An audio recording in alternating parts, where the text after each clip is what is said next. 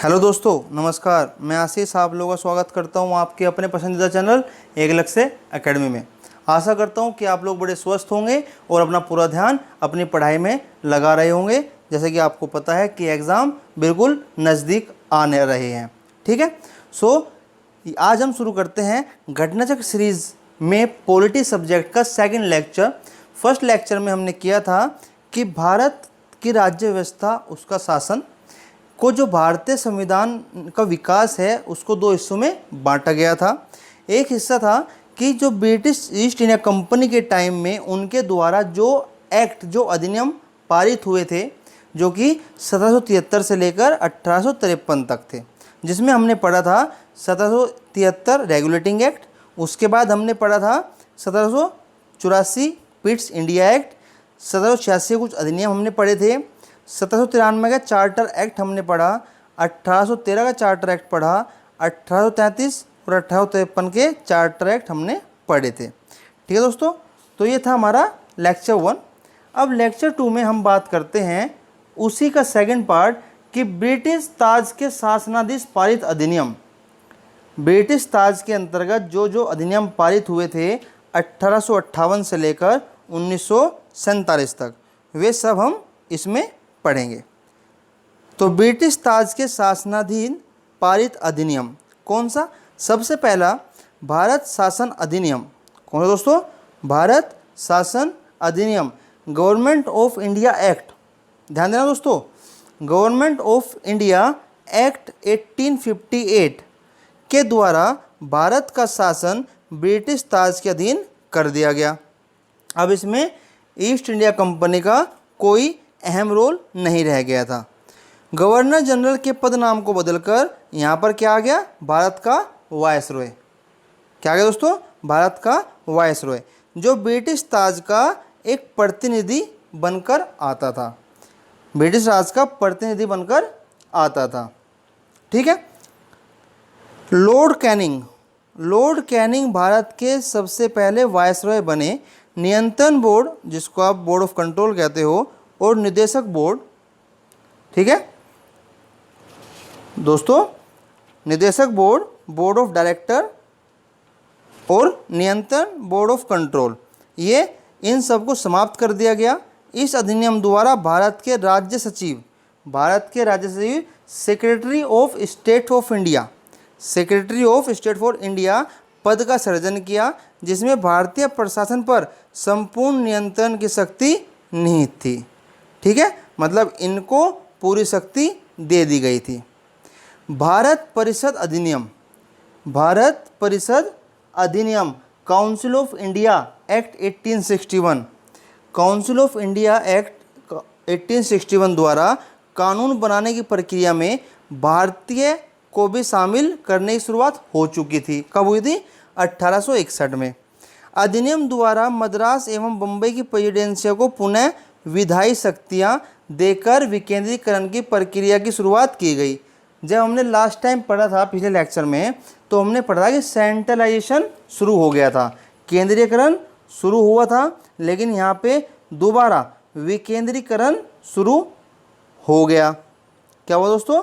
विकेंद्रीकरण, जिसको आप डिसेंट्रलाइजेशन कहते हैं, वह यहाँ पर दोबारा शुरू हो गया था। ठीक है, आइए नेक्स्ट आगे बढ़ते हैं। इसमें वायसरॉय को आपातकाल में परिषद की संस्तुति के बिना अध्यादेश जारी करने के लिए अधिकृत किया था। वायसरॉय को, वहाँ पे गवर्नर जनरल को यह था कि वो अपने काउंसिल के मेंबर की बातों को सुने, उनको माने या ना माने, ये उसका अधिकार था। यहाँ पे वायसरॉय का अधिकार क्या था कि वह अपनी काउंसिल की रिकमेंडेशन के बिना ही अध्यादेश जारी कर सकता था। भारत परिषद अधिनियम 1892, इससे पहले काउंसिल ऑफ इंडिया एक्ट बना 1861 में। उसके बाद काउंसिल ऑफ इंडिया एक्ट बना कब? आपका 1892 में। इसके माध्यम से जो आपका केंद्रीय, जो सेंट्रल और प्रांतीय, प्रोविंशियल जो लेजिस्लेटिव असेंबली थी, काउंसिल था, उनमें गैर सरकारी सदस्यों की संख्या बढ़ा दी गई। ठीक है। केंद्रीय विधान परिषद के भारतीय सदस्यों को वार्षिक बजट पर बहस करने और सरकार को प्रश्न पूछने का अधिकार भी दिया गया। परंतु मतदान का अधिकार नहीं था।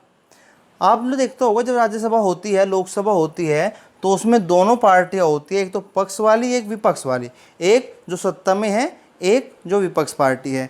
तो विपक्ष पार्टी को हक होता है कि वह उनके सारे जो वे मुद्दे लेकर आते हैं उन पे अपना ओपिनियन बता सकती है। तो ये हक सेम उस समय भारतीयों को दे दिए गए थे कि आप भाई इनके जो बजट होता है उस पर बहस भी कर सकते हो, और आपको अगर सरकार से कोई प्रश्न पूछने हैं तो आपको प्रश्न पूछने का भी अधिकार प्राप्त है, लेकिन आप इसमें वोट नहीं कर सकते हो। ये बात कब की हो रही है? यह बात हो रही है भारत परिषद अधिनियम 1892 की, काउंसिल ऑफ इंडिया एक्ट 1892 में। ठीक है, तो निर्वाचन पद्धति का आरंभ किया जाना इस अधिनियम की महत्वपूर्ण विशेषता थी। अब जो 1892 में क्या हुआ था? निर्वाचन पद्धति, इलेक्शन मेथड, किसकी दोस्तों? इलेक्शन मेथड की शुरुआत इसमें की गई थी। ध्यान रखना, बहुत इंपॉर्टेंट पॉइंट है। नेक्स्ट, भारत परिषद अधिनियम, काउंसिल भारत परिषद अधिनियम 1909। 1909 को आप जानते हैं, किसको? मॉर्ले मिंटो सुधार के नाम से इसको जाना जाता है। किसके नाम से? मॉर्ले मिंटो सुधार के नाम से इनको जाना जाता है। ठीक है, सो काउंसिल ऑफ इंडिया एक्ट 1909 को मॉर्ले मिंटो सुधार के नाम से भी जाना जाता है। इस अधिनियम द्वारा भारतीयों को विधि निर्माण, ध्यान देना दोस्तों, इस 1909 में क्या एड ऑन हो गया कि भारतीयों को विधि निर्माण, जो कानून बनाए जाते थे और प्रशासन, दोनों में प्रतिनिधित्व प्रदान किया गया। मतलब कि वे कानून बनाने में भी अपना ओपिनियन दे सकते हैं, और जो प्रशासन है, जो गवर्नमेंट है, उसमें भी अपना मुख्य भूमिका निभाने के लिए इनको हक दे दिया गया। ठीक है, अधिकार दे दिया गया। इस अधिनियम में केंद्रीय तथा प्रांतीय विधायिनी शक्ति को बढ़ा दिया। भाई इसमें सेंट्रल और प्रोविंशियल जो लेजिस्लेटिव पावर थी उनको बढ़ा दिया गया। परिषद के सदस्यों को बजट की विवेचना करने तथा उस पर प्रश्न करने का अधिकार दिया गया। वो तो अभी हमने 1861 में भी पढ़ा था। पृथक निर्वाचन, क्या है? पृथक निर्वाचन के आधार पर मुस्लिमों के लिए सांप्रदायिक प्रतिनिधित्व का प्रावधान किया गया। किसका? सांप्रदायिक प्रतिनिधित्व की। वह पृथक निर्वाचन, अलग जो वोटिंग हुई उसके आधार पर मुस्लिमों के लिए एक अलग से सांप्रदायिक प्रतिनिधित्व का प्रावधान किया गया। भारत शासन अधिनियम, गवर्नमेंट ऑफ इंडिया एक्ट 1919, ध्यान देना दोस्तों, गवर्नमेंट ऑफ इंडिया एक्ट 1919 को क्या कहा जाता है? मॉन्टेग्यू चेम्सफोर्ड सुधार। क्या कहा जाता है दोस्तों? मॉन्टेग्यू चेम्सफोर्ड सुधार। 1909 क्या कहते हैं? 1909 कहते हैं मॉर्ले मिंटो सुधार। ठीक है, तो ध्यान देना, बहुत इंपॉर्टेंट क्वेश्चन है, इनसे जरूर एक ना एक प्रश्न जरूर आता है। के नाम से जाना जाता है। इस अधिनियम द्वारा पहली बार प्रत्यक्ष चुनाव प्रणाली अपनाई गई। क्या अपनाई गई? सबसे पहली बार प्रत्यक्ष चुनाव प्रणाली, जिसको आप कहते हो डायरेक्ट इलेक्शन सिस्टम। सांप्रदायिक आधार पर निर्वाचन प्रणाली का विस्तार करते हुए इसे सिखों, ईसाइयों, आंग्ल भारतीयों और यूरोपीय पर भी लागू कर दिया गया। सांप्रदायिक आधार पर जो निर्वाचन प्रणाली का विस्तार हुआ, पहले किसके लिए थी? सिर्फ मुस्लिमों के लिए। किसके लिए दोस्तों? पहले सिर्फ मुस्लिमों के लिए थी। ठीक है, किसमें? 1909 में जो मॉर्ले मिंटो सुधार था। उसके बाद 1919 में जो मॉन्टेग्यू चेम्सफोर्ड आया, इसको सांप्रदायिक को और बढ़ा दिया गया। किस किस के लिए? सिखों के लिए, ईसाइयों के लिए, एंग्लो भारतीय के लिए और यूरोपीय जो लोग थे उन पर भी इसको लागू कर दिया गया। इस अधिनियम द्वारा पहली बार केंद्र में द्विसदनीय व्यवस्था स्थापित की गई। द्विसदनीय मतलब 2 सदन बने। 2 सदन पहली बार इस प्रणाली में बने। कब? आपका भारत शासन अधिनियम 1919 में। ठीक है, आइए नेक्स्ट, स्थापित की गई। इस अधिनियम द्वारा सभी विषयों को केंद्र तथा प्रांतों में बांट दिया गया। सभी विषयों, भाई जो जो मुद्दे थे, जो भी इनके मैटर थे, जो अफेयर्स थे, जो मुद्दे थे, उन सबको सेंटर में और प्रांतों प्रोविंस में बांट दिया गया। द्विसदनीय केंद्रीय विधानमंडल समस्त ब्रिटिश भारत के लिए कानून बना सकती थी, लेकिन जो आपकी द्विसदनीय केंद्रीय विधानमंडल था, जो सेंट्रल लेजिस्लेटिव असेंबली थी द्विसदन की, 2 सदन की, वह उस ब्रिटिश भारत को बोला गया क्योंकि इस पर ब्रिटिश का शासन था, इसके लिए कानून बना सकती थी। क्या कानून बना सकती थी। इस अधिनियम के तहत प्रांतों में द्वैत शासन प्रणाली लागू की गई। क्या द्वैत शासन प्रणाली लागू की गई। प्रांतीय विषयों को 2 भागों में, जो प्रांतीय विषय थे उनको 2 भागों में बांट दिया गया। एक तो आरक्षित जिसको आप रिजर्व्ड कहते हैं, दूसरा हस्तांतरित जिसको आप ट्रांसफर्ड कहते हैं। ठीक है, उसमें बांट दिया गया। इस अधिनियम में पहली बार उत्तरदायी शासन शब्द का प्रयोग किया गया। उत्तरदायी शासन का मतलब रिस्पॉन्सिबल गवर्नेंस। क्या कि भाई जिम्मेदार शासन का पहली बार इसमें प्रयोग किया गया। इसके अंतर्गत एक आयोग का गठन किया जाना था, जिसका कार्य था कि 10 सालों के बाद इस अधिनियम की समीक्षा करने के बाद अपनी रिपोर्ट प्रस्तुत करना था। क्या था? अपनी रिपोर्ट प्रस्तुत करना था। कब? 1919 में। कब ये बात हुई थी? 1919 में। अब 10 साल बाद मतलब कि 1929 में रिपोर्ट देनी थी।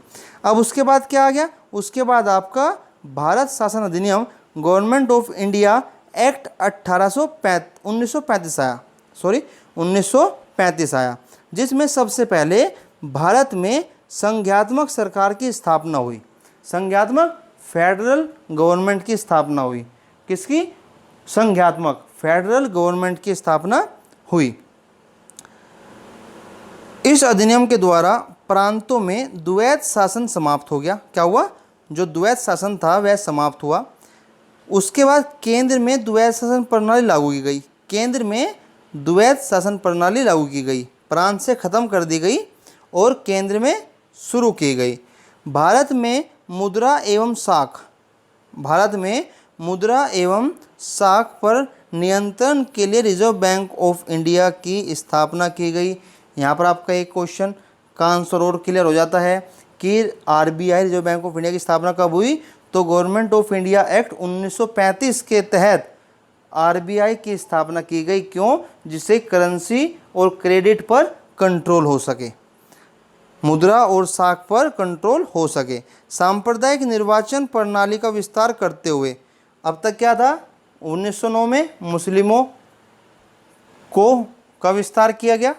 उसके बाद 1919 में उसमें आपके सिख भी आ गए, एंग्लो इंडियन भी आ गए, ईसाई भी आ गए और यूरोपीय भी आ गए। अब 1935 में फिर इसका विस्तार हुआ और इस बार दलित जातियों, महिलाओं और मजदूरों को भी इसमें शामिल कर लिया गया। इसी अधिनियम के तहत वर्ष 1937 में संघीय न्यायालय की स्थापना की गई, फेडरल कोर्ट की स्थापना की गई। इस अधिनियम द्वारा बर्मा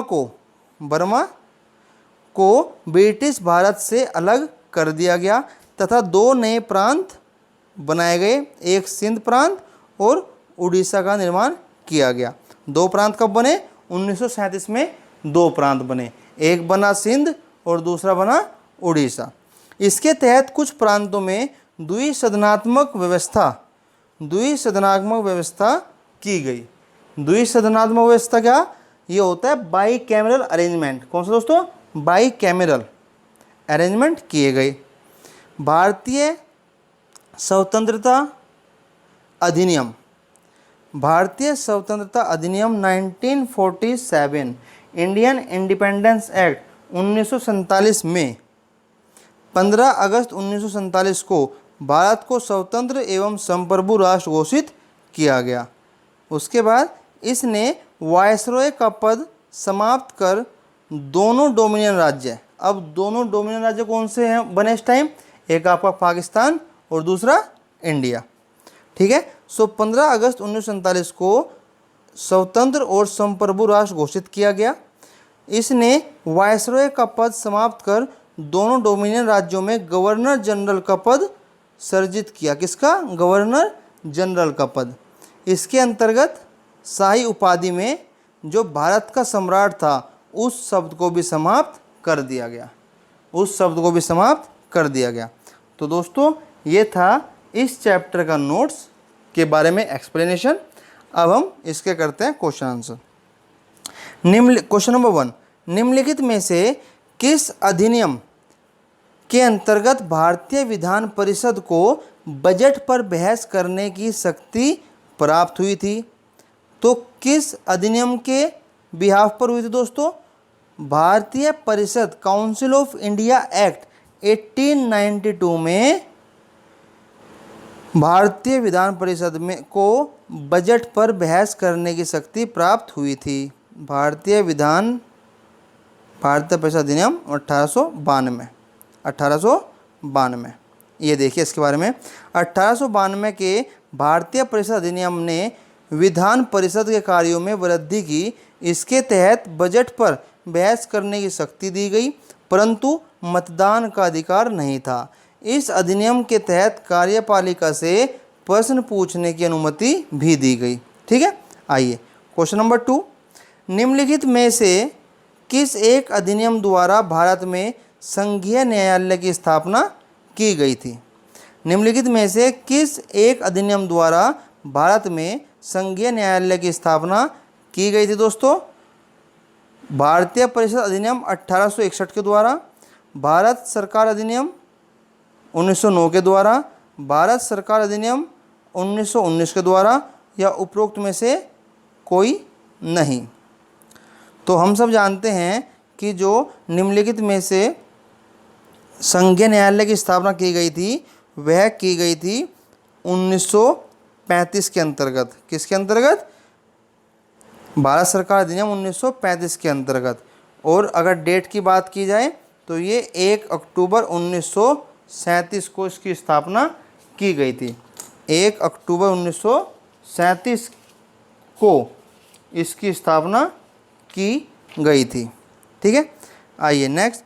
भारत का संघीय न्यायालय निम्नलिखित में से किस वर्ष में स्थापित किया गया? तो 1937 में।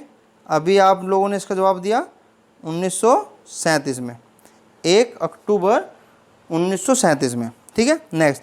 केंद्र में द्वैत शासन किस अधिनियम के अंतर्गत स्थापित किया गया? 1909 नहीं। भारत सरकार अधिनियम 1919 नहीं। द्वैत शासन 1935 में स्थापित किया गया। कब?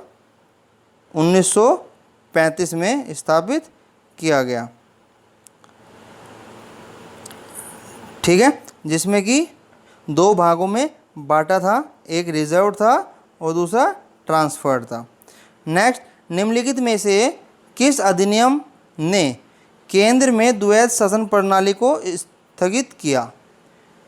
निम्न में से किस अधिनियम ने केंद्र में द्वैत शासन प्रणाली को स्थापित किया? और जब ये किया था तो उस समय प्रांत में ख़त्म कर दी गई थी। तो कब? 1935 में, 19 में, 1909 में या 1892 में? तो दोस्तों इसका जवाब आपको पता है, भारत शासन अधिनियम 1935 में ये किया गया था। ठीक है, आइए क्वेश्चन नंबर 6। 1919 के भारत शासन अधिनियम की निम्नलिखित में से कौन सी प्रमुख विशेषताएं हैं? प्रांतों की कार्यकारिणी सरकार में द्वैत शासन की व्यवस्था, बताइए। बिल्कुल ठीक है। मुसलमानों के लिए पृथक सांप्रदायिक निर्वाचक मंडलों की व्यवस्था 1919 में मुसलमानों के लिए है क्या? बिल्कुल सही बात है, क्योंकि 1909 में तो 1909 में क्या था?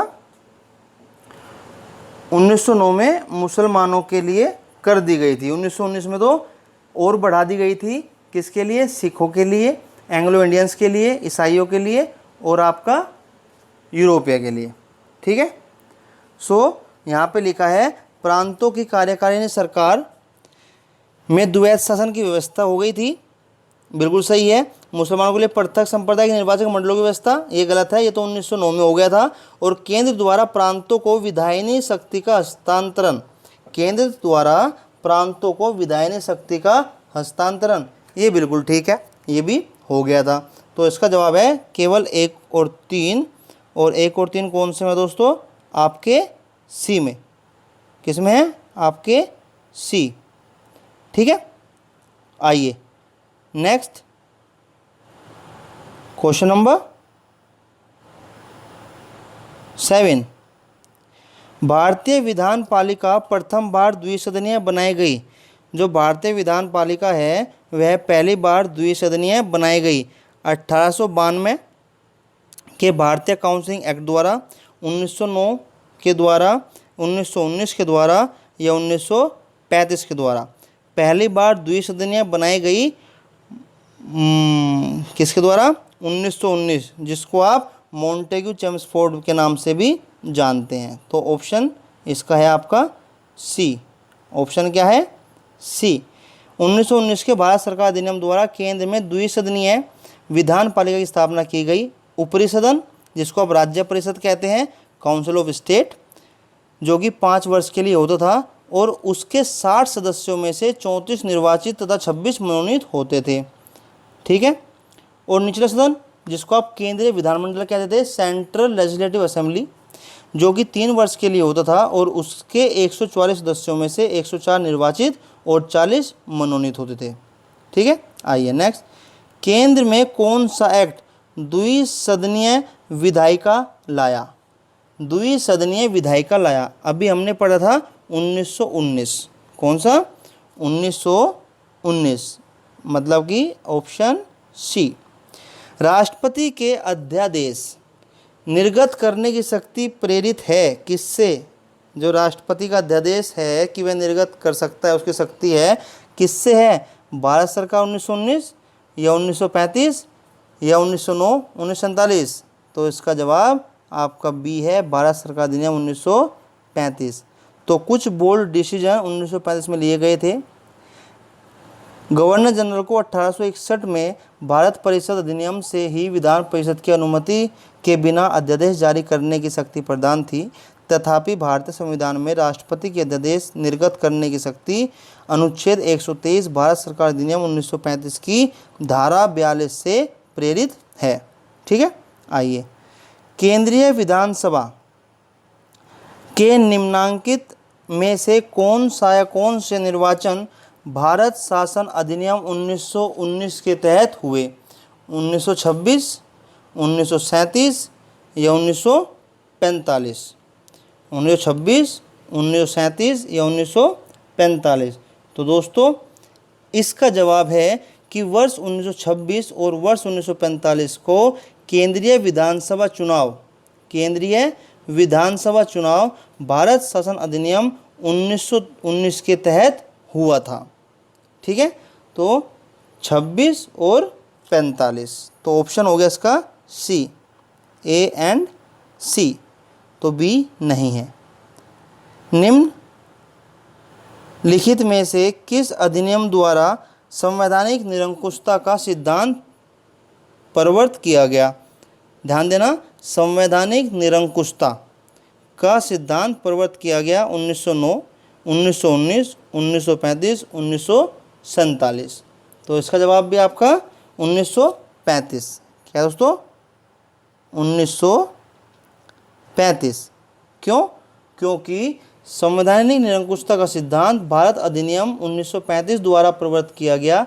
यह अधिनियम ब्रिटिश संसद द्वारा सर्वाधिक विस्तृत अधिनियम था।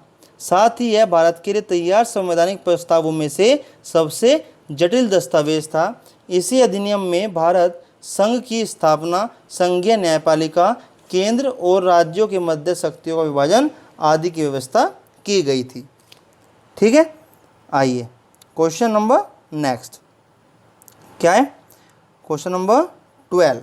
भारत के संविधान में केंद्र और राज्य के बीच किया गया शक्तियों का विभाजन। ध्यान देना, भारत के संविधान में केंद्र और राज्यों के बीच किया गया शक्तियों का विभाजन इनमें से किसमें उल्लिखित योजना पर आधारित है?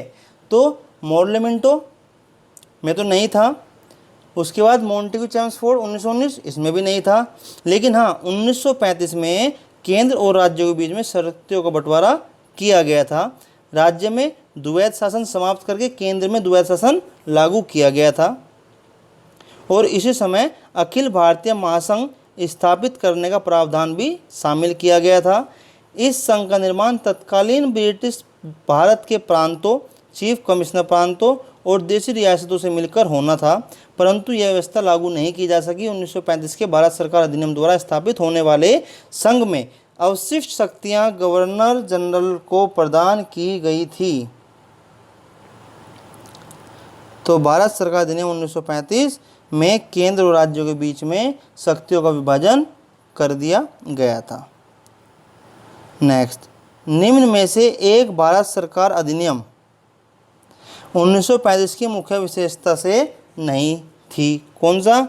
इस अधिनियम में अखिल भारतीय महासंघ का प्रावधान था, अभी पढ़ा कि था। अवशिष्ट विषय प्रांतीय विधायकों को आवंटित किए गए थे, छोड़ते हैं। यह प्रांतीय स्वायत्तता के सूत्रपात का संकेत था, बिल्कुल। इसने प्रांतीय स्तर पर द्वैध शासन प्रणाली को समाप्त कर केंद्र में लागू किया, बिल्कुल किया। तो जवाब क्या है दोस्तों? बी। अवशिष्ट विषय प्रांतीय विधायकों को आवंटित किए गए थे, ऐसा कुछ भी नहीं था। तो ऑप्शन बी है। नेक्स्ट, एक संघीय व्यवस्था और केंद्र में द्वैध शासन भारत में लागू किया गया था। एक संघीय व्यवस्था और केंद्र में द्वैध शासन भारत में लागू किया गया था। कब? 1909, 1919, 1935, उपयुक्त में से कोई नहीं। तो ऐसा तो है नहीं, कोई नहीं, क्योंकि इसका जवाब सी, 1935 में ऐसा किया गया था। द्वैध शासन हमने पढ़ा कि यह 1935 में केंद्र में लागू हुआ था, ठीक है, और प्रांत से ख़त्म कर दिया गया था, ठीक है ना। सो नेक्स्ट, अखिल भारतीय महासंघ, अभी हमने पढ़ा। अखिल भारतीय महासंघ स्थापित करने का प्रावधान शामिल किया गया। कब? 1935 में, अभी तो हमने पढ़ा था 1935 में शामिल किया गया था। निम्नलिखित में से किस एक अधिनियम ने भारत में संघीय शासन की व्यवस्था दी थी? संघीय शासन की व्यवस्था किस अधिनियम ने दी थी? 1935, 1947, 9 या 19? तो यह भी हमने पढ़ा लेटेस्ट में कि 1935 में ही संघीय शासन की व्यवस्था दी थी। नेक्स्ट, 1935 के अधिनियम द्वारा स्थापित संघ के अवशेष, 1935 के अधिनियम द्वारा स्थापित संघ के अवशेष शक्तियाँ किसको दी गई थी? ध्यान देना, स्थापित संघ में अवशेष शक्तियाँ किसको दी गई थी?